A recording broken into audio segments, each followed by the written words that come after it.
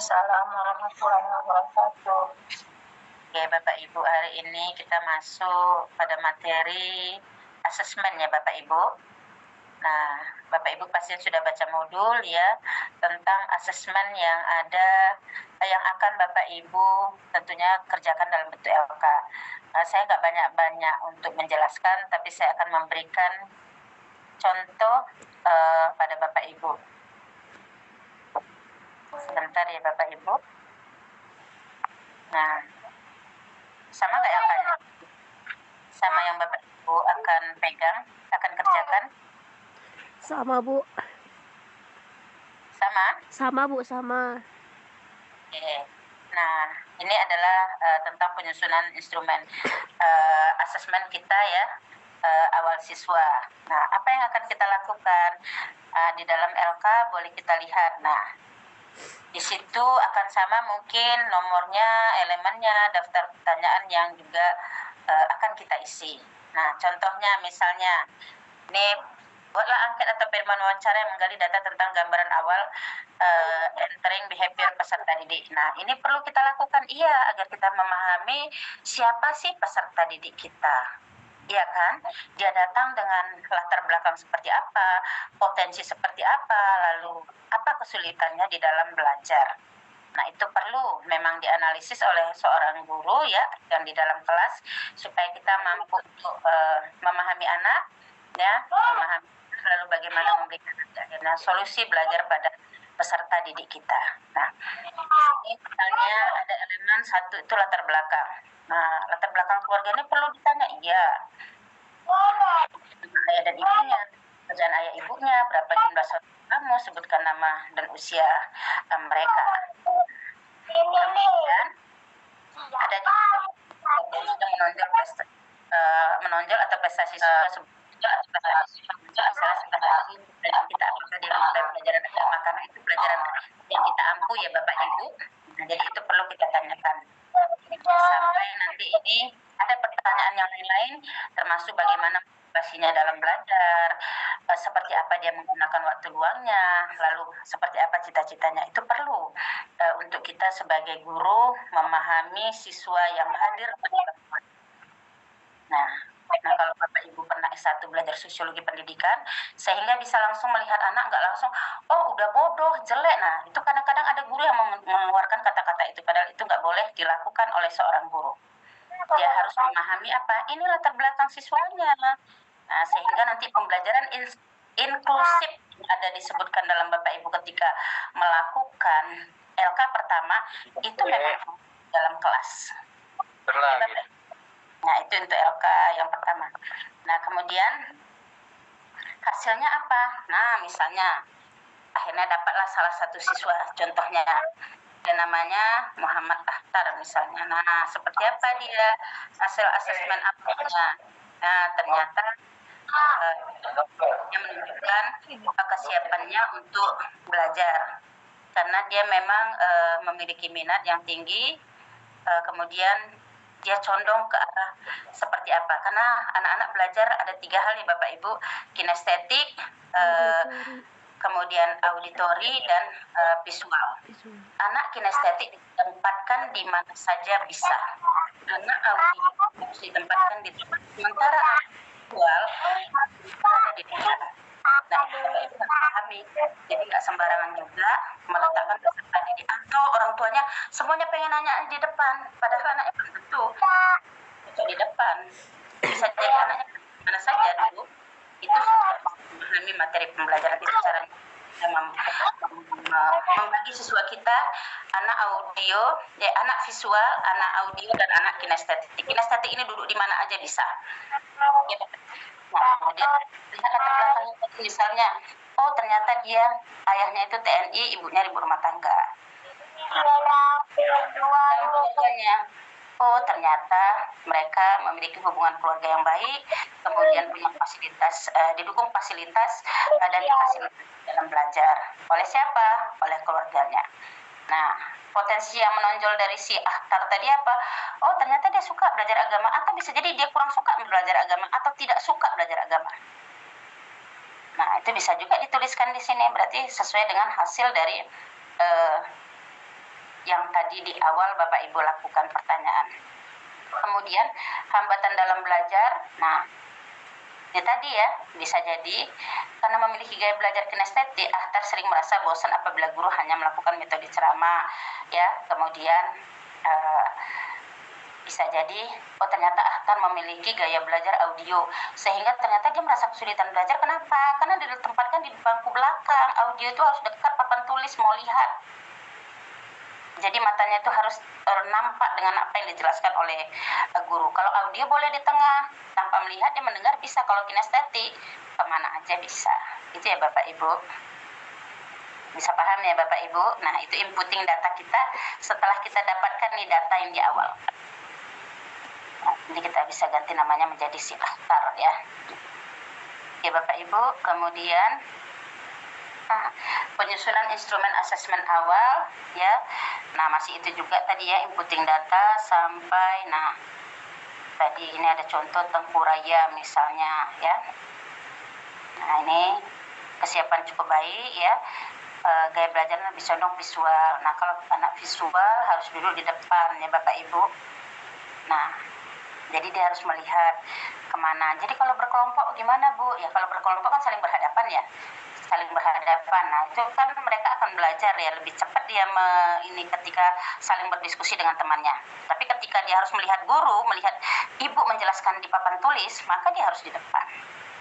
Posisinya duduknya di depan, walaupun dalam bentuk melingkar, dia posisinya lebih di depan. Nah, seperti itu ya. Kemudian, nah ini tadi latar belakangnya hanya bekerja sebagai PNS, ibunya PNS. Nah, ini memiliki hubungan yang sangat baik ya. Tapi ketika ada juga siswa yang ternyata dia tidak dapat perhatian, ini bisa jadikan gitu ya Bapak Ibu. Selalunya baik kan? Karena ayah ibunya sibuk, ternyata dia punya dukungan penuh, difasilitasi dalam belajar, tetapi tak punya hubungan baik dengan orang tua. Kenapa? Sibuk bekerja. Bisa jadi. Nah, kemudian Ryan menyukai pelajaran agama, bisa jadi tidak suka, bisa jadi antara suka dan tidak suka ya. Nah, ini bisa dibuktikan dengan yang seperti ini. Kemudian apa yang menjadi kesulitannya?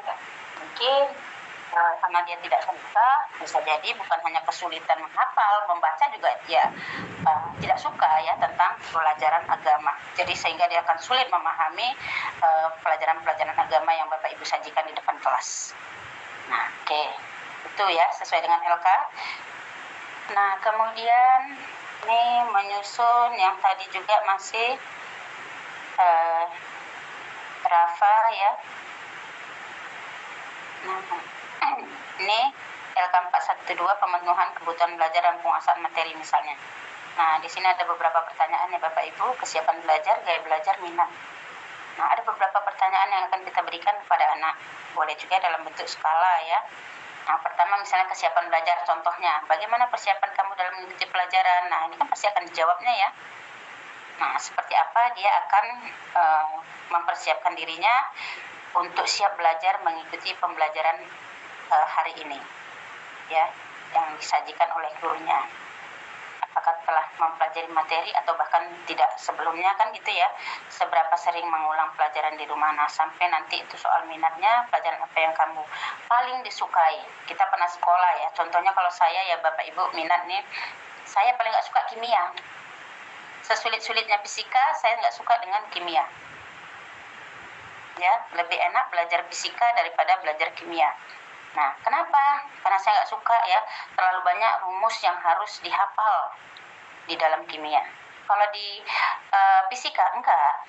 Banyak rumus tapi tidak dengan hafalan. Rumus itu berjalan dengan hitungan. Kalau ini kan enggak, hafalan ada, hitungan juga ada. Nah, itu kan ada alasan. Nah, anak-anak juga seperti itu. Ya. Pelajaran apa yang dinantikannya? Bisa jadi pelajaran IPA, bukan pelajaran agama.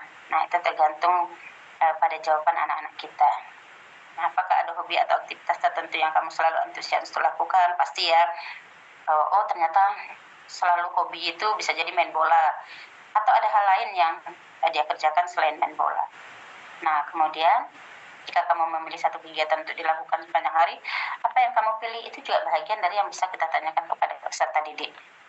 Ya. Nah, dari sekian banyak kegiatan dia sepanjang hari, apa yang akan dia akan pilih kegiatannya ya sesuai dengan minatnya tadi. Itu ya Bapak Ibu. Nah, kesiapan belajar. Nah, penyajian hasil pemetaannya karena tadi ini pakai skala 1 sampai 5. Kita kasih ya Bapak Ibu. Nah, kira-kira kalau dikasih 1 sampai 5 itu yang kayak mana? Nanti kita tengok di bawah. Kemudian yang kedua, gaya belajar, catat presensi gaya belajar siswa, visual, auditori, dan kinestetik. Itu perlu ya Bapak Ibu. Karena nanti akhirnya kita sebagai guru tahu menempatkan siswa kita berada di mana. Kalau di depan itu anak-anak pasti visual, di tengah itu auditori, dan di belakang itu bisa kinestetik. Kinestetik itu di mana aja ditempatkan itu bisa belajar. Oke Bapak Ibu. Nah kayak akta kalau kinestetik di mana aja. Kalau tengkuraya nggak bisa, harus di depan ini. Sementara kadang orang tua memaksa anaknya semua mau duduk di depan. Ada yang tersinggung lagi kalau nggak berantem dia kalau anak sempat duduk di belakang. Padahal bisa jadi anaknya itu adalah anak kinestetik, bisa aja di belakang. Ya, atau sebenarnya ada anak yang visual, tapi karena banyak orang tua yang mau semua anaknya di depan sehingga dia harus duduk di belakang. Padahal dia nggak cocok untuk duduk di belakang. Seperti itu ya Bapak Ibu. Nah, jadi ini dibuat daftarnya juga. Ya, kesiapan belajarnya seperti apa, angkanya di 4, atau di 3, atau di 2, ada di 1. Nah, minatnya juga seperti itu ya Bapak Ibu. Nah, gaya belajarnya tinggal Bapak Ibu pilih ya dari 3 jenisnya itu.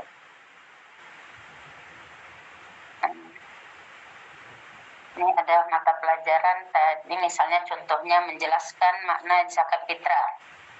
Aspek penilaian pertama menjelaskan, ini misalnya Bapak Ibu sudah mengambil tujuan pembelajarannya menjelaskan makna zakat fitrah ya Bapak Ibu. Nanti Bapak Ibu tinggal pilih kan, dari awal itu sudah dipilih mana sesuai dengan kelas.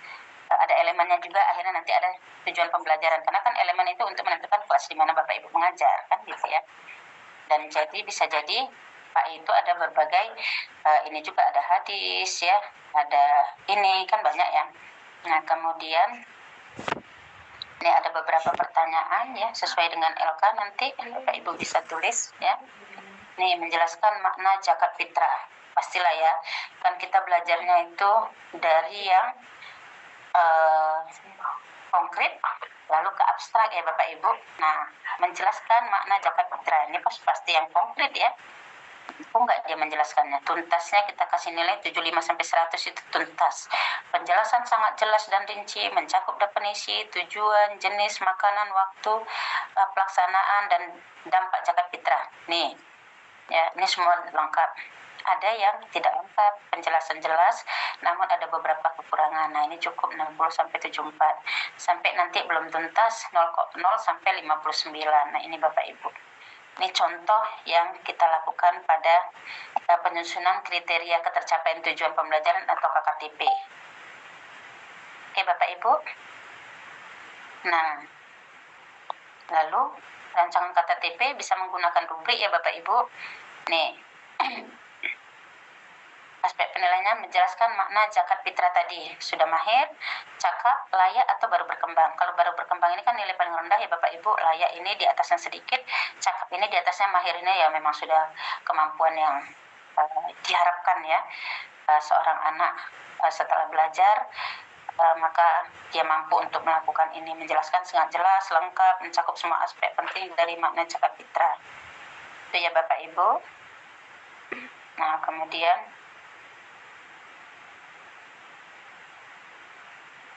yang kedua juga ada di situ, misalnya naik lagi yang konkret tadi, terbiasa berbagi ya kan, konkret. Lalu nanti naik lagi ya, di samping itu ada penjelasan menciptakan ide. Nah, mulai agak abstrak ya Bapak Ibu, dari konkret lalu ke abstrak.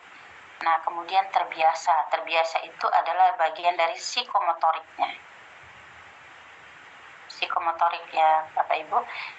Sudah bisa tentang mempraktekkan makna zakat dan fitrah, sehingga dia tahu kapan tuh, lalu kalau ketiba harus melakukan zakat fitrah, bisa jadi orang tua lupa ya, dia bisa ngingatin ini seperti ini dan lain sebagainya, dia paham sudah. Ya Bapak Ibu. Nah ini tadi ya penjelasannya. Maka yang di atas itu ya menggunakan rubrik mahir, cakap, layak, dan baru berkembang ya Bapak Ibu ini. Nah, ini untuk angkanya ya. Ini untuk rubriknya dalam bentuk kecakapan yang dimiliki oleh peserta didik kita.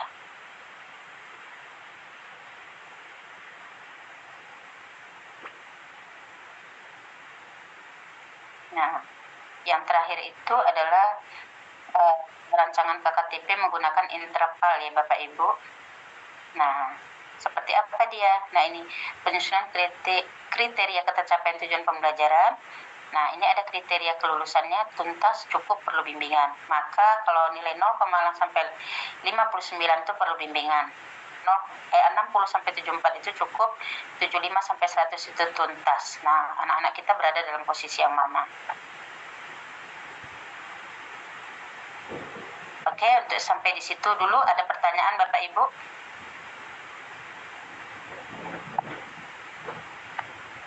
Ada pertanyaan Bapak Ibu? Tentang membuat asesmen awal.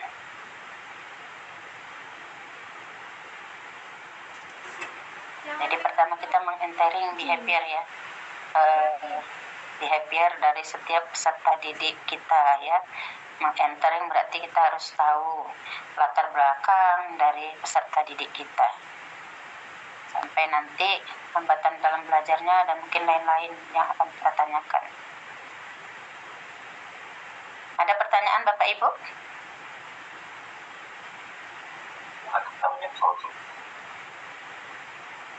Atau sudah jelas semuanya bahkan sampai LK 422? Dari LK 422 ya. Gimana Bapak Ibu?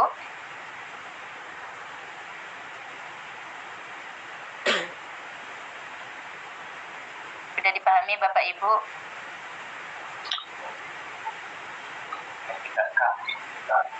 Atau ada yang harus ditanyakan?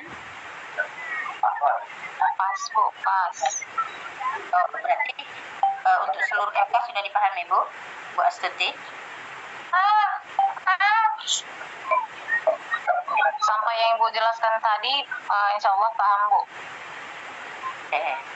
Untuk yang ini, penyusunan instrumen asesmen formatif berdasarkan KKTP, pasti Bapak Ibu dan juga di sekolah.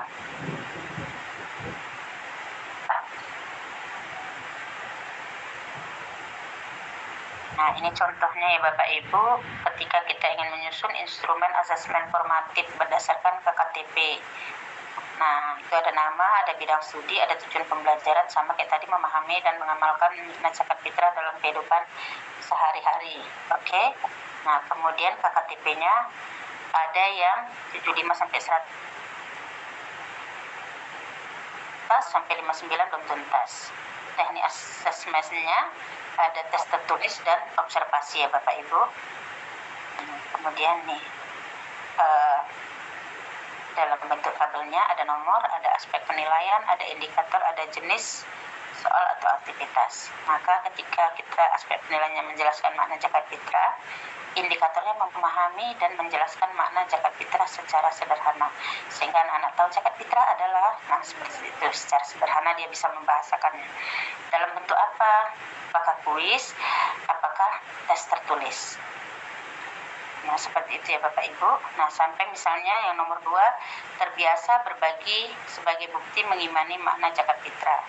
Nah, indikatornya menerapkan tindakan berbagi dalam skenario simulasi. Nah, ini seperti apa? Nah, Bapak Ibu ini bisa melihatnya dalam bentuk, nah ketika dia berdiskusi ya, Bapak Ibu tentunya akan melakukan observasi. Nah, ya jadi terbiasa berbagi berbagai bukti mengimani makna zakat fitrah. Nah, ini ya, melakukan tindakan berbagi dalam skenario simulasi. Nah, seperti apa dia waktu berdiskusi? Akankah dia mau memberikan informasi pada temannya atau ngajarin temannya dan lain sebagainya. Nah, itu adalah Bapak Ibu melakukannya dengan cara apa? Nih, melakukan observasi ya ketika mereka berdiskusi. Nah, kemudian nih misalnya yang ketiga, menciptakan ide-ide yang sesuai dengan di atas ya Bapak Ibu, kegiatan yang serupa dengan makna zakat fitrah. Nah, indikatornya mengemukakan ide sederhana terkait zakat fitrah. Apa yang bisa dilihat? Ya, ini tadi melalui diskusi Bapak Ibu akan mengobservasi mereka. Apakah ada ide-ide ya yang akan mereka sampaikan sesuai dengan pemahaman mereka terhadap zakat fitrah. Nah, ada ide seperti apa? Misalnya ketika dia akan bercerita tentang bagaimana dia akan berbagi, ya dan lain sebagainya. Nah, kemudian peserta didik terbiasa mempraktikkan makna zakat fitrah, nih mempraktikkan ide sederhana dalam kegiatan sehari-hari. Nah, ini Bapak Ibu bisa melihatnya juga seperti apa dia mempraktikkan makna zakat fitrah tersebut dalam kehidupan sehari ini. Bisa observasi, lalu Bapak Ibu merefleksi, oh ternyata dia biasa berbagi. Salah satu berbagi adalah dengan cara seperti apa ya yang Bapak Ibu lihat ketika peserta didik itu melakukannya. Oke Bapak Ibu.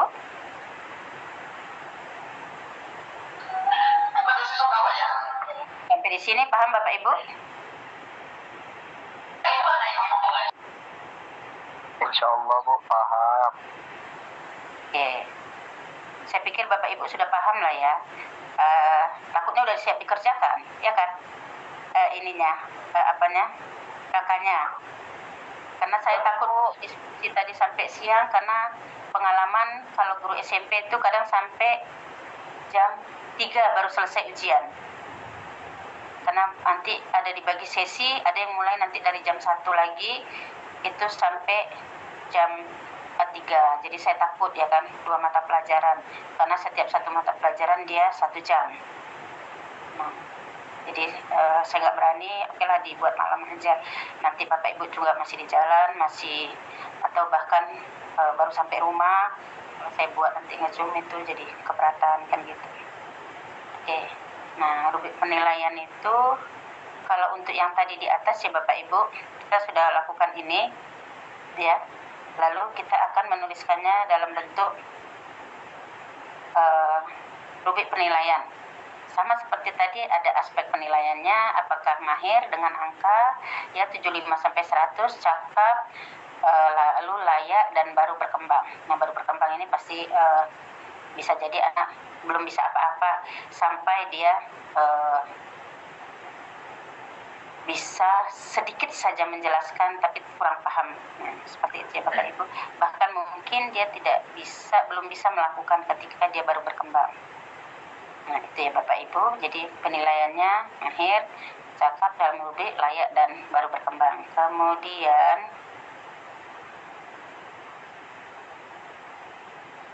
itu sudah ada ya Bapak Ibu, misalnya kalau mahir menunjukkan pemahaman dan aplikasi yang sangat baik, itu jelas dalam rubrik. Kemudian kalau cakap memenuhi sebagian besar kriteria dengan baik meskipun ada beberapa kekurangan. Kalau layak cukup baik tetapi ada beberapa area yang perlu diperbaiki. Kemudian kalau baru berkembang itu memerlukan bimbingan lebih lanjut dan perbaikan. Nah, berarti ini nanti kategorinya yang seperti ini Bapak Ibu. Yang kita tadi melaporkannya di atas, nah ini perlu bimbingan cukup atau tuntas dalam konteks dia belajar, ya kan Bapak Ibu. Nah, kemudian kalau penyusunan instrumen asesmen sumatif berdasarkan KKTP ya, masih dengan tujuan pembelajaran, makanya Bapak Ibu harus memilih satu. Kalau kelas sama bisa jadi ada elemen, kalau untuk pembelajaran agama di mananya yang akan dipilih ya, Quran hadis atau seperti apa. Nah, tujuan pembelajarannya masih itu juga ya, salah satu KKTP-nya 75 sampai 100 tuntas, nah sampai nanti 0,0 sampai 99 belum tuntas. Teknik asesmennya tes tulis dan observasi. Nah, seperti ini Bapak Ibu. Sama ya, kisi-kisi asesmennya sama ya, menjelaskan makna zakat fitrah, menjelaskan makna zakat fitrah secara rinci. Ya, indikatornya berarti secara rinci, berarti ada degree-nya. Apakah dengan esai atau tes tertulis ya. Esai, tes tertulis ya Bapak Ibu, ini soalnya esai, aktivitasnya tes tertulis. Lalu kalau yang kedua, terbiasa berbagi, ini menunjukkan kebiasaan, maka dilakukan dengan observasi ya. Observasi, maka yang dituliskan itu aktivitasnya adalah uraian anak seperti apa ya Bapak Ibu. Nah, kemudian Nah, berikutnya juga seperti itu.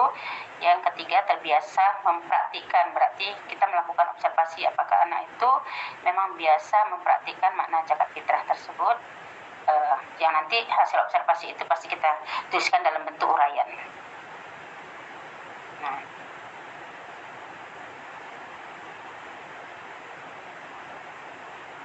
ini ya Bapak Ibu. Ini malah dia kasih jelaskan makna zakat fitrah.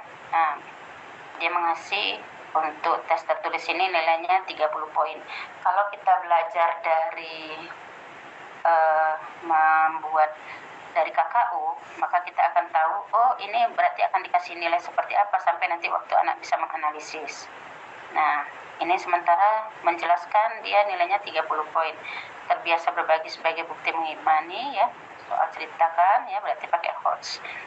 Bukan pakai LOTS ya soalnya. Nah, ini ceritakan pengalaman ya, berarti anak bisa jadi menuliskan pengalamannya bagaimana dia bisa berbagi dengan orang lain. Nah, nilainya diberi 20 ya. Nah, kemudian tes tertulis penilaian proyek sementara menciptakan ide-ide yang serupa dengan makna zakat fitrah. Nah, apa yang akan mereka lakukan? Ada proyek yang akan dikerjakan oleh peserta didik kita. Proyeknya apa? Oh, ternyata mereka ada proyek bahwa mereka akan ngumpulin satu mok beras lalu nanti akan disumbangkan kemana. Itu ya Bapak Ibu. Ada ide masing-masing siswa kita ya. Nah, kemudian ini penyusunan instrumen asesmen sumatif berdasarkan KKTP juga ya Bapak Ibu. Ada aktivitas di mana kita ada memberikan proyek kepada siswa kita. Nah, proyek itu adalah katanya yang mencakup ide yang kreatif, relevan dengan prinsip zakat fitrah serta menjelaskan implementasi dan dampaknya. Itu tujuannya. Sehingga di sini diharapkan peserta didik terbiasa mempraktekkan makna zakat fitrah. Nah, kemudian apa yang akan dia tuliskan? Nah, pengalaman dia tentang bagaimana dia berbagi. Nah, ini seperti mengarang ya Bapak Ibu, bukan mengarang indah, tapi anak-anak berarti menuliskan karangan sesuai dengan pengalaman yang dia rasakan. Nah, petunjuk jawaban harus mencakup deskripsi praktik sehari-hari, refleksi pribadi mengenai. Nah, sehingga dia mungkin menuliskan apa itu zakat fitrah, terus pengalaman dia berzakat fitrah, apa yang dia rasakan, ya, kemudian bagaimana sih manfaat zakat fitrah. Nah, itu akan dia tuliskan dalam bentuk ini tadi, ya, tulisan yang menjadi tugasnya tadi. Nah, lalu ada rubrik penilaiannya, ada sama kayak tadi Bapak Ibu, rubriknya mahir, cakap, layak, dan baru berkembang.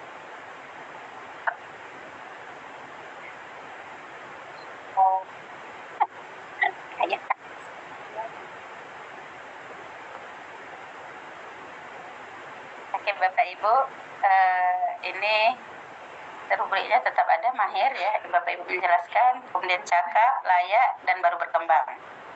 Nah, ini nanti saya juga kirimkan, dan Bapak Ibu pasti sudah juga dapat bahan dari mungkin teman-temannya yang sudah PPG sebelumnya. Ada pertanyaan Bapak Ibu?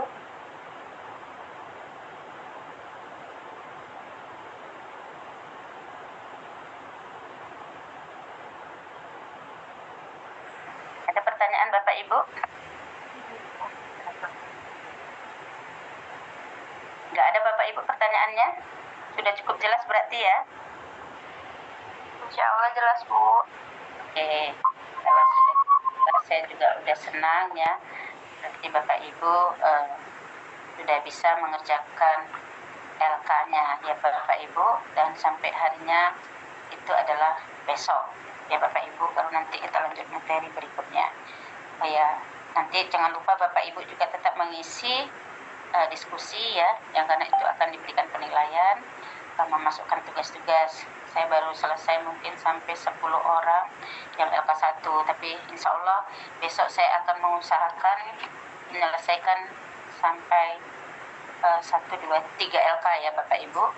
Saya nilai nanti Bapak Ibu bisa melihat hasilnya langsung di LMS. Oke Bapak Ibu, itu saja yang saya jelaskan ya. Saya sudah mengirimkan contohnya dan Bapak Ibu mungkin juga sudah dapat contohnya dari yang sudah PPG sebelumnya ya. Sepertinya tidak ada pertanyaan. Tidak ada pertanyaan lagi Bapak Ibu? Tidak ada kayaknya ya. Sudah pas, Bu.